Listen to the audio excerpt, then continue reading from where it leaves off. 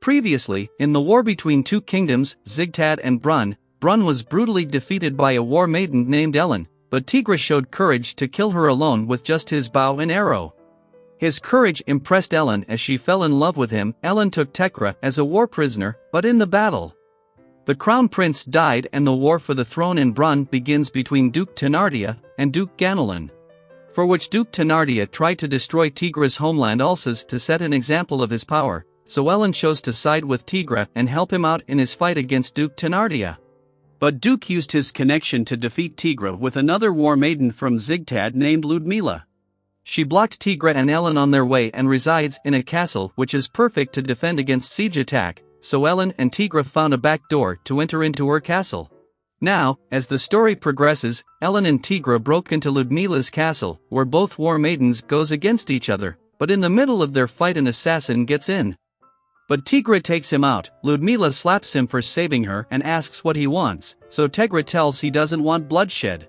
He just wants to save his homeland from Duke Thenardia, and Ludmila realized his intentions were pure, so she declared to stay neutral in this war. Then after that, they arrived to the town Sony for supplies, and after meeting with the village head, Tegra was taking it easy near the river, but their loony comes out. Ellen's pet dragon, and behind him Sophie was chasing him naked and falls down on Tigra. There Ellen also comes right behind her and saw Tigra was enjoying some nice and soft touch of big melons. After that they gets to their tent and Sophie introduced herself to Tigra. She's one of the 7 war maidens sent to Brunn by the king of Zigtad to handle some diplomatic matters. But she was unable to meet with the king of Brunn because he had fallen ill, but she received a message from Brunnish royal court for Tigra. They accused him of being a traitor for joining hands with a Zigtad's war maiden, and for that he's stripped him of his title of Count of Alsace, which was truly a setback for Tigra. But the strongest knight who served the king directly is on his way to come after Tegra, Roland the Black Knight. He marched his army right up against Tigra and the battle against the unbeatable knight begins. Ellen took him on because she's the only person who can compete with his strength head-on. But after some time Ellen was pushed back and Tigra gets there to help her out. Roland sought his target and Tegra bends over to dodge and fired an arrow in the air. Then he took Ellen and runs away and Roland started to chase after them. But the arrow from before killed his horse, so they got away, but Tegra got a blow from Roland's sword before firing his arrow. And soon a unit of Roland and his army caught up. Their Sophie comes there to help them escape. There she deployed a barrier, but Roland cuts through with his sword, but Ellen and Tigra had escaped, so she also falls back. Now Tigra was down and their Tita was taking care of him. But their Lord Machias comes there to tell them that, with his connection to the Prime Minister, he showed him the king had lost his mind after losing his only child in war. So the two Duke are running wild because of it. Then after their meeting Ellen gets to Tigra as she was worried sick for him. She spent her time with him that night. Then on early morning, they proceed with their battle the next day and Tigra gets conscious, so he goes out to join the battle. But then Tegra found a temple of a goddess of Ternava because his bow guided him this way.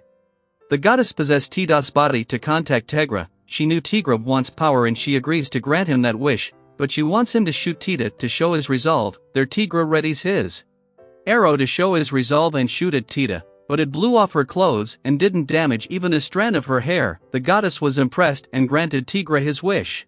So he heads straight to the battle where Sophie and Ellen were going toe-to-toe against Roland. Then just as Tigra arrives they try to tell Duke's scheme to him, but still Roland stays to his position. Roland gets ready to blow out with his full power against Tegra.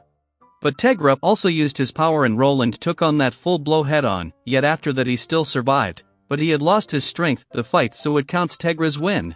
So after that, Roland listened to Tigra and decided to meet the king face to face, but on the other side Ellen got a letter from her friend, so she had to return to Zigtad. Alexandra, another war maiden, and her friend, her land is under attack from another war maiden, so Ellen has to help her because Alex is suffering from an illness and could barely even walk.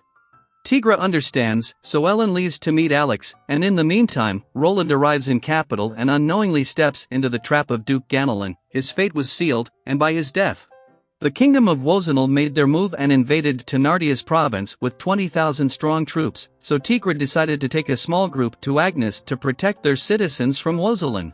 He saw those men were savages and took everyone as slaves, but Tigra holds off for now. But walking a little further away from there, he saved a girl who was being chased down by those savages.